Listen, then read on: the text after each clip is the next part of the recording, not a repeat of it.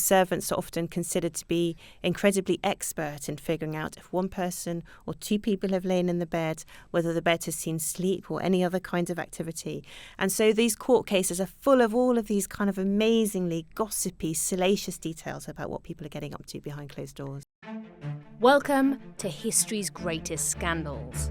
In this series, we're uncovering the secrets of the Georgian era.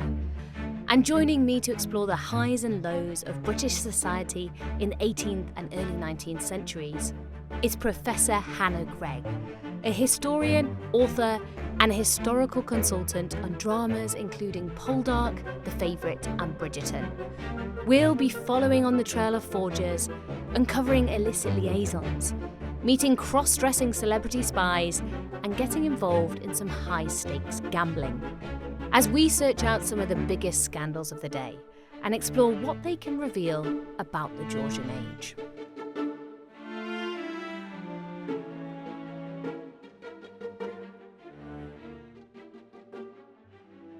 So, Ellie, do you like a bit of celebrity gossip?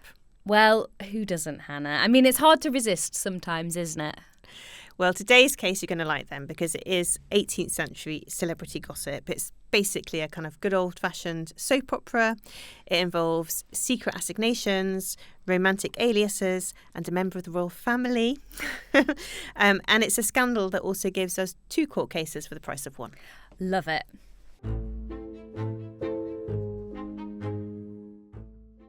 So our story today starts in 1769. We're in a tavern. We find a very wealthy aristocratic couple alone in a bedroom. They're semi-dressed. Suddenly, the door to their room flies open and a servant bursts in to discover them in a very compromising position. The man in the room is not the woman's husband, and he's also the Duke of Cumberland, brother of none other than George III. Well, this is a juicy start to a story, you didn't lie. It sounds like bad news for the couple in question that they've been found by the servant. So who is the woman involved here with the king's brother? The lady is a lady of the nobility. She is Henrietta Baroness Grosvenor. She's the daughter of a former MP called Henry Vernon. And in 1764, so around 5 years before we meet her in this tavern room, she had married Richard Grosvenor, 1st Baron Grosvenor, an incredibly wealthy member of 18th century aristocratic society. So she was married not to the king's brother, but to a different nobleman. But presumably from this tavern scene that we've just witnessed, that marriage wasn't very happy. Presumably. I mean, she does have children with her husband, but certainly fairly soon after their marriage, she seems to have begun an affair with the Duke of Cumberland, who's unmarried at the time, so he's pretty much free to go to whatever taverns he likes. As the story unfolds, it appears to be that he quite enjoys going around taverns however he likes. And he's often in disguise and use, fake names. So he doesn't dress himself up as the brother of George III at all. He presents himself at a tavern as a commoner, just an ordinary farmer. Sometimes he goes by the name Squire Morgan as he's going about his adulterous business, really. And the couple, so Cumberland and Lady Grosvenor, often meet up in taverns on the main road between London and the Grosvenors' estate. They also meet in the London Gardens, apparently, in the grounds of the Grosvenors' country seat itself in Cheshire, and at the houses of some of their mutual acquaintances in London. So if they're meeting on the grounds of Henrietta's husband's property, if they're meeting at mutual friends' houses, I mean, disguises aside, it doesn't sound like they're being particularly careful. No, they're certainly meeting up a lot. And it doesn't seem to be all that difficult for them to end up being caught in the act eventually. And, certainly Lord Grosvenor becomes aware of the affair, particularly at the moment, it seems, where he intercepts some very incriminating love letters between the couple. And once he has this paper evidence, basically, of the relationship that is unfolding between them, he hatches a plan to catch them in the act. He asks a trusted servant to follow them to a tavern, to take a room next to their room, to listen in to the goings-on. I think at one point the servant even makes a little hole so he can spy on them. And then at exactly the right moment at which the servant believes he's going to capture them completely in this act of adultery, the servant bursts into the room and shocks them. And this is the scene that we saw at the start of this episode. Yes. And, it's a kind of great dramatic moment, really. I mean, you'd want to write it as a film. And there's a few satirical prints of the time that actually capture that kind of brilliant narrative moment. So if you'd like to have a look at this one. Absolutely. So we've got a colour print here. And we've got the two figures on a kind of chaise longue type thing with the skirts are up, which I'm imagining was pretty evocative or an implication of what was going on. And here at the bottom it says, the couch of adultery or Squire Morgan surprised. And as you said, Squire Morgan was this alias that Cumberland used to pretend to be a commoner. Well, and also in this caricature, he's clearly dressed as a royal duke. so the caricature artist in question isn't really disguising his identity at all. He's not saying here's the Duke of Cumberland, having a nice time on the couch. He's listed it as Squire Morgan, but it's pretty obvious to everybody given his clothing, his blue sash, his Star of the Garter that he's wearing. He looks a lot like George III actually in this image too, that the audience will know who is the man who's being portrayed. And actually this scene in particular is the moment that we find in subsequent court cases actually, where it's a maidservant at a house of their mutual acquaintance in London who surprises them, this time on a couch. This couch becomes a major point of the court case. Here it's called the couch of adultery. The maidservant says she saw them sitting very close together. She couldn't say exactly how close, but they're definitely, more intimately placed than she would have anticipated if it had just been an ordinary visit by an ordinary person. So these kind of caricatures often show the moment of discovery. That's what the audience, the public, are interested in. The most salacious moment. Exactly. You've given us a little hint of what's to come there, Hannah, by alluding to a court case. So why didn't Grosvenor, Henrietta's husband, just confront the pair about what had happened? Why did he feel this need to set up this plot where the servant followed them and exposed them? What he needs is evidence. He's got some in the form of letters, but what he needs is somebody to say he has caught the couple in the act. And the reason he needs evidence is because he is planning to bring a case called criminal conversation, where he will sue the Duke of Cumberland for an adulterous relationship with his wife.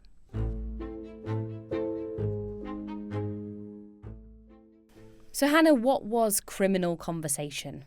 It's a brilliant phrase, isn't it? Criminal conversation, also known as crim con cases in the 18th century.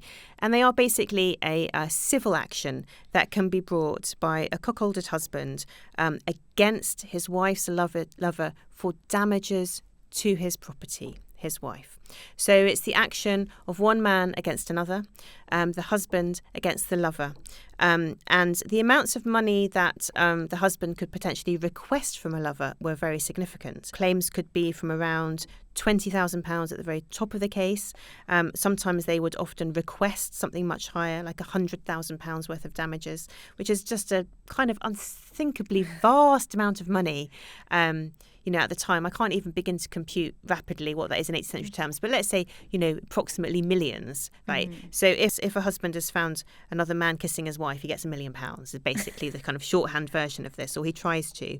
But there are cases as well that are brought for crim con where actually the judge rules that the damage to the property is very slight and may only award a shilling in damages. So there's a whole scale of what the actual outcome might be if the case has been proven, and that needs evidence to prove a case.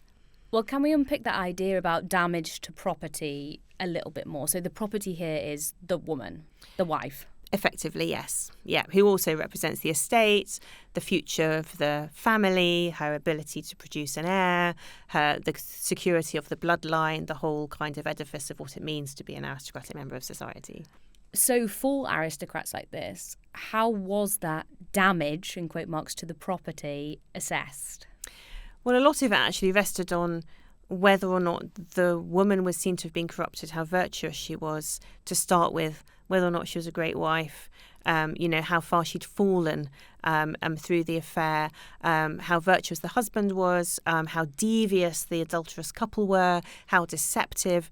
All of those elements, sort of come into play in terms of how a court assesses the level of damages that might have been suffered or due to a husband as a result of the affair. So this isn't some kind of quiet divorce case settled in a back room somewhere. This really is airing your dirty laundry in public. Why would you choose to do that? Well, it is, isn't it? I mean, you can see from the caricatures that we might look at that there's a huge amount of kind of gossip about it. There's a lot of salacious detail about it. The proceedings of the case itself are often published. And there's damages involved. So there's a financial win potentially for the husband, but it's not actually just about money. These cases of criminal conversations were often brought as the first step towards a divorce. So what was the process of getting a divorce in this period? Well, it's very complicated, incredibly public and very expensive.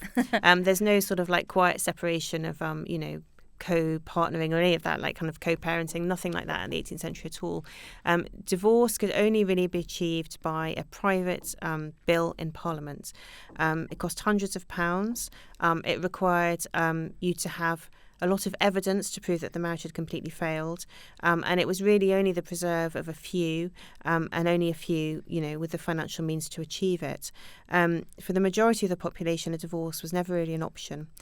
Instead, for ordinary people whose marriages were falling apart for whatever reason, the only route was a sort of formally agreed separation of the couple, with some kind of financial terms in place, but they would have remained married, but they would have lived separately. And that was organised by a church court. It was never actually a kind of formal legal arrangement in the way the divorce was. So a criminal conversation trial was used by people rich enough and determined enough to begin the first step towards a divorce proceedings. There would be a criminal conversation case, and if that was proven, if an adulterous affair was proven, the spouse may then move to a church court to get the agreement for a formal separation. But if an individual like Grosvenor actually wanted to get divorced because he felt his wife was sullying the bloodline and he wanted to get a new one, then he had to achieve that through a private bill in the House of Parliament. And all of these parts of the proceedings were incredibly public.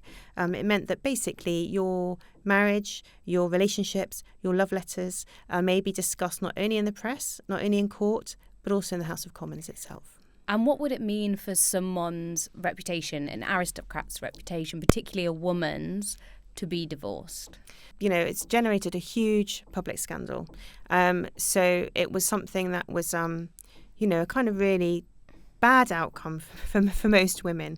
Generally divorced or even separated women were, no longer kind of accepted within respectable society. The court of Queen Charlotte, she refused to have any divorced or kind of scandalous women in her circle. Some women survive the scandal occasionally, so there's a couple of cases, but there's only a handful where a crim con case and then a divorce is used almost as an agreement between the husband and wife, and they both get remarried pretty quickly. So if you happen to be somebody like Lady Grosvenor who ended up getting divorced and you did marry the Duke of Cumberland, then that might be okay. But the chances of that outcome were very, very slim. If we look at satirical cartoons like the one we just looked at, or people watch shows like Bridgerton, it does seem like everyone, all these aristocrats in the Georgian period, are having affairs with each other, having liaisons, having sex outside of marriage. Was that really the case? Well, we can only speculate because we don't ever really know what goes on behind closed doors. But I mean, what we do see is there's a huge amount of attention given to celebrity cases like our Grosvenor case, in that they attract a lot of public attention. So it generates a huge amount of press, of source material that historians then encounter, which may give the impression that everyone is, having affairs all of the time. We also know there's cases of there are relationships which don't appear in the public press in this way, which we know from people's letters and their correspondence and their own family relationships. And human society is invariably complicated and varied in the past as it is in the present. But we do know that actually the stakes are really quite high because the the risk of publicity is significant. We know cases of women who are exiled from kind of high society because of the rumours of a relationship. The stakes for women are high in that, if a woman was separated or rarely divorced from her husband, she would automatically lose access to her children.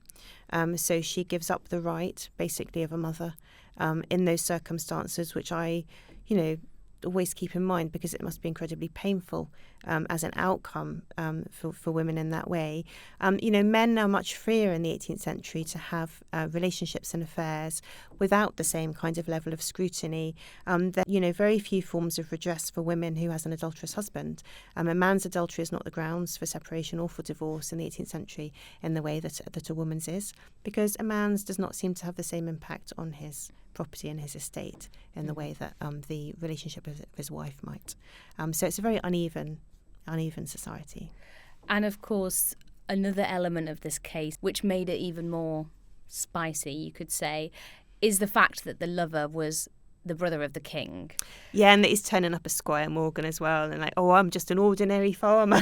Exactly. The Georgians have quite a fruity reputation generally in terms of the monarchs, but was it unusual for someone so close to the monarch to be implicated in a scandal like this? Did it risk the royal reputation, or was no one that bothered? Well, they were certainly bothered. I mean, there's a lot of, dissipated goings on amongst the royal dukes, to the extent actually that, after this case, a few years after George III gets really quite fed up with it, and his brothers are always having terrible relationships and marriages he considers to be inappropriate. Actually, he puts a stop to it, and with the passage of the Royal Marriages Act, where he tries to rein them in and control what's happening within the royal family by saying that royals can only marry other members of European royal families, and that he has veto, basically the right to say yes or no over marriages that his brothers are making, because they are really off-piste, for want of a better word.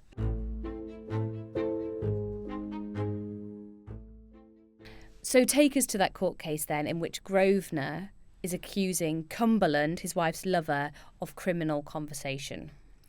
Well, perhaps the best way in, Ellie, is if we have a look at this print from 1770, which is depicting the court case itself. We need to take quite a close look, because there's a lot of people. A lot of people in very small a lot of writing. Different things all chattering away there. If you have a look at some of the comments and some of the people, is there anything there which catches your attention? So I can see a figure who I assume is Henrietta. She's dressed like a noble lady. And she's saying, "My case shall be laid before this court, and I can have nothing to fear from an upright judge." So she's basically depicted as going into this claiming to be innocent. Mm-hmm. And then there's another guy here on this side who's saying there is no actual proof of adultery, so it's contentious. And then there's quite a rotund figure on the far right who's got a kind of wrap around their head, who looks a bit of a man of the streets, shall we say. And he says it says Royal Highness, but it's been blocked out to kind of anonymise, presumably. Yeah, RH, who could be anybody? Who could that be? How His Royal Highness will be roasted and basted. So he's kind of saying, this is gonna be really embarrassing for the Duke of Cumberland. Is that? Yeah, there's all these different characters, and one of the things about the print is we know it's a fiction because the plaintiff and the defendant could never really give evidence themselves. In a criminal conversation case, it's all around other witness statements. So this artist is kind of making an imaginary scene. We can even see the Duke of Cumberland, again, dressed in his royal regalia, not as Squire Morgan, where he says, "I can do no wrong." Now, there's a lady behind him, actually, who's carrying a broom, and she's saying, it was a pity to disturb them when they were going to prince making. Inferring then that there's a risk they could have made a royal baby.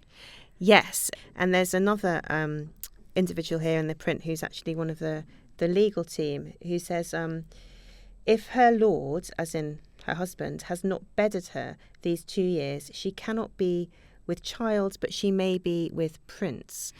Because one of the elements that made this affair particularly salacious, particularly problematic for Grosvenor himself is that his wife is pregnant when she is engaged in the relationship with the Duke of Cumberland. She claims pregnant with her husband's child, but of course it raises a suspicion about exactly who is the father of her unborn child and what implications that has for the royal family and also for the Grosvenor estate. Yeah, it ties into all those issues of inheritance you were talking about earlier. So you mentioned there that numerous different people gave testimony at this trial. What kind of things did they bring up? This is one of the reasons why the public, love these cases, because generally the people who give witness statements are often servants, passers-by, tavern innkeepers. So it's a kind of cast of ordinary characters who are beginning to reveal the secrets of this aristocratic world. And that's one of the things that makes it so amazing, because you find, servants spying through keyholes. They often say things like they saw chairs pushed together in a suspicious way. They encounter them very close together on the couch. They've seen hair powder. One of the things that servants often testify to is the extent to which a bed has been tumbled in. What does tumbled mean? Are the sheets in a muddle? Is there any evidence of any, sexual act having taken place in the bed? Servants are often considered to be incredibly expert in figuring out if one person or two people have lain in the bed, whether the bed has seen sleep or any other kind of activity. And so these court cases are full of all of these kind of amazingly gossipy, salacious details about what people are getting up to behind closed doors. Amazing. So we have these testimonies of bed sheets being rumpled, as you say, people sitting close together, but none of that really is a smoking gun. What perhaps might take us closer are those love letters. Can you tell us about what was revealed in them? Love letters are often used as evidence to show a romantic relationship of sorts. And in the case of, Lady Grosvenor and the Duke of Cumberland, the letters are particularly brilliant because they are incredibly kind of romantic and there's full of language of love. But the Duke of Cumberland seems to be not very able to spell very well. His prose is pretty ropey. It's just kind of icky. He's just not very adept in his lines of seduction. And so he's kind of ridiculed, actually. And terribly, their letters are published. So they're not just brought into court as evidence, but then they're published in these pamphlets that are printed afterwards with all the details of the court case. So, forevermore, hundreds of years later, I can still read the letters that the Duke of Cumberland wrote privately in his adulterous affair with Lady Grosvenor. That's there for us all to enjoy. I'm not forever. Sure I want to hear them, Hannah, but since we've come this far, can you give us a taster? Okay, so for instance, he includes one note in one of his letters where he says, I then prayed for you, my dearest love. I kissed your dearest little hair and lay down. I had you on the dear little couch 10,000 times in my arms, kissing you and telling you how much I loved and adored you. So very soppy romantic stuff then. The Duke of Cumberland's letters are published in lots of different forms, including subsequent reports of the court case. The love letters are published on their own. A number of historians have looked at these, and one of the things that historian Victor Norton notes in particular about the trial pamphlets is when you start to read them now, they are obviously written to titillate, and there's lots of kind of jokes in the publications themselves about how the Grosvenor trial talks about parts and penetration, and it also seems to be helped. Victor Norton points out that Cumberland refers to in his letters to his penis as my dear little friend. Oh, it must have been mortifying for him for these to be made public. I mean, his dignity certainly will have taken a hit in this case, but what about his pocket? Did he have to pay out to Grosvenor? Yes, he did. Unsurprisingly, Cumberland was found guilty of criminal conversation with Lady Grosvenor, and Grosvenor was awarded damages, really to a total of £13,000, including the court costs, which I think is about around £2 million today. So it's a massive kind of settlement, effectively. George III isn't particularly happy because he basically has to pay that on behalf of his brother for his brother's adulterous affairs. But that's not the end of the story. The criminal conversation case isn't the end of the Grosvenor tale. Okay, so what happened next? So the criminal conversation trial comes to an end, and then Grosvenor, he's happy, he's won it, he's proven adultery, he's proven that the damages are significant. So he then begins to, initiate what will be divorce proceedings. So the first step for him then is to move to a different court, the Church Court, Doctors' Commons, and bring a case against Henrietta for separation on the basis of her adultery. But that case doesn't go quite as he expected. How so? I mean, what did Henrietta have up her sleeve to retaliate? So Henrietta, having suffered all this humiliation in the criminal conversation trial, seems to rally, basically. And what she does is, in the next moment, in the next court case, she manages to prove that far from being the ideal husband, an upstanding aristocratic member of society, her husband actually had a dark life of his own. That he was seeking out and paying for sex at bawdy houses, that, had a preference for lewd women, as they were described, in the court cases, and that he was basically, a really pretty awful husband, not treating her in the way that he should.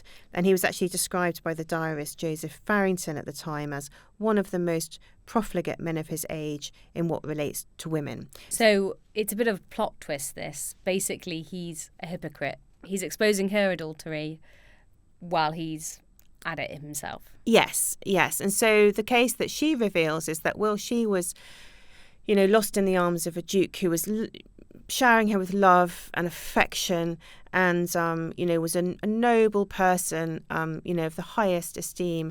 Her husband was just routinely having sex with random women that he was meeting in all kinds of dark corners of London, that he had a predilection for a kind of darker sexual life outside his marriage, which really then puts the case in a very different light. I mean, Henrietta Grosvenor can't give evidence herself, but what she does is she seems to have managed somehow to seek out these women and persuaded them to give witness testimony, basically on her behalf, proving the nature of her husband's true character. So in the context of these proceedings, we get witness testimony by these, ordinary women who describe how they had been kept by Grosvenor as a mistress, that he was involved in using a kind of madam to procure young women or young girls for his own pleasure. There was a young woman called Mary Howe who comes and gives testimony that she was asked to have sex with Grosvenor for the price of 2 guineas. There was another woman who stepped forward to say that she had been made pregnant by Grosvenor and had been left, with an illegitimate child. And so, the story moves on really from being the starting point of the criminal conversation case, which is a royal drama, kind of scandalous, slightly amusing, to taking a darker turn really. But I always think it's incredible that somehow Henrietta Grosvenor, I don't know how she did it, but managed to create this other story and persuade these other women to give testimony on her behalf. You have to wonder if he underestimated his wife there, because surely he wouldn't have embarked on this if he'd have known that she was going to uncover all of this about him. What was the impact then of all these revelations? Well, actually, it means that Grosvenor doesn't get the outcome that he wants. So, although at the first stage he wins these damages, at the second stage the court agrees that the husband and wife should be separated, but they insist that he should pay her an annual allowance because of the nature of his own, experiences in the marriage. And so she is given an annual allowance of £1,200 a year, which is a very substantial, comfortable income for her, much more than most people would have had at the time. I think it was said you needed something like £400 a year to live, without really having to work. So she's got 3 times that much. It means that he can't then proceed to full divorce proceedings because he now has no grounds to, present that as an act of parliament. Yes, he doesn't quite achieve what he wants to achieve, and she leaves with a significant amount of money. Her reputation is in tatters, and she keeps some friends and acquaintances, but she's never able to be the kind of privileged person in society that she had been previously. It's a complex outcome, isn't it? Because I think from a modern perspective, you would think now she's trapped in this marriage because they're not allowed to get a divorce to a man who, has it in for her and also is quite a dark character by the sounds of it. But in a way, this is a win for her because she gets financial stability and independence. Is that right? Yeah, she gets financial stability. She gets independence.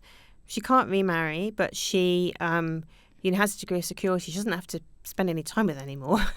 She doesn't have to, be his wife. And he cannot now remarry. He can't kind of remake the Grosvenor estate. They are man and wife until death do them part. And when eventually Grosvenor does die, then Henrietta does remarry fairly rapidly to her long-time companion. So it almost has a kind of happy ending in the very final act. But yeah, it's a story of twists and turns and publicity and gossip and news. But it moves in some different directions, doesn't it?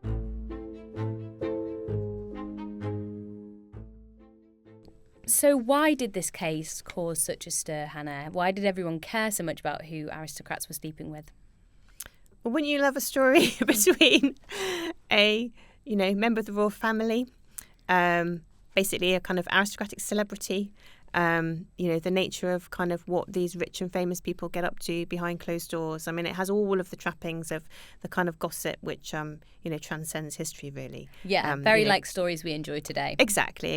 And you can see that, the caricature artists love it. It gives them something incredibly newsworthy. They're also kind of feeding this very pure interest in what's happening behind closed doors. The publication of the trial pamphlets, the nature of the court case, they become bestsellers for ages. So everyone's like going to get the new edition of the case. So, it's just something that's inherently fascinating. It's a scandal, isn't it? Something that you've alluded to throughout this episode, but I wonder if you could just tell us a little bit more about, is the sexual double standard that this exposes in this era. It's impossible to avoid, isn't it, really? And, although we sort of talked about all the salacious details of the criminal conversation trial, the basic fact of the matter is that a husband can sue a lover for damages, for financial damages. And the woman is never allowed to give witness testimony there. She has no voice. She has no kind of role in that case at all. It's almost this completely kind of property-based financial transaction between the husband and, the other man, the lover. And that sort of really brings to the fore the way in which there's no equity in terms of a kind of the legal terminology of marriage, between men and women in the 18th century. And it is possible for a man of means to divorce his wife under very difficult particular circumstances based on his wife's adultery. But there's no similar redress for women. Which makes it all the more remarkable, really, that Henrietta was able to kind of operate within those structures and go digging, find this stuff out and come out with a decent outcome for herself. Yes, yeah. And I think that, one of the things that makes her case, in that situation is the fact that her husband is clearly, having sexual relationships with women of a different social class. So had she just uncovered an affair with her best friend, a duchess, it probably wouldn't have meant anything at all. But there's something about the ways in which the women who are coming, to support her are women who are not her friends. They're not her equals. They are the ordinary women of, a London world that is revealed to us through their stories. And, that's perhaps one of the most compelling elements of it as well. And finally, if we look at this case as a whole, Hannah, what do you think it can tell us about the Georgian age?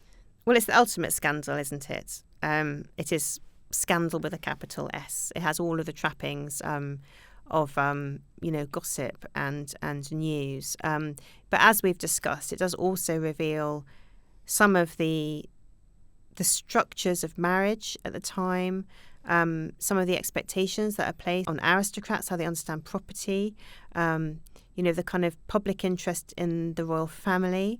But at the heart of it is this kind of double sexual standard as well about the expectations and codes of behaviour that are expected of men and women.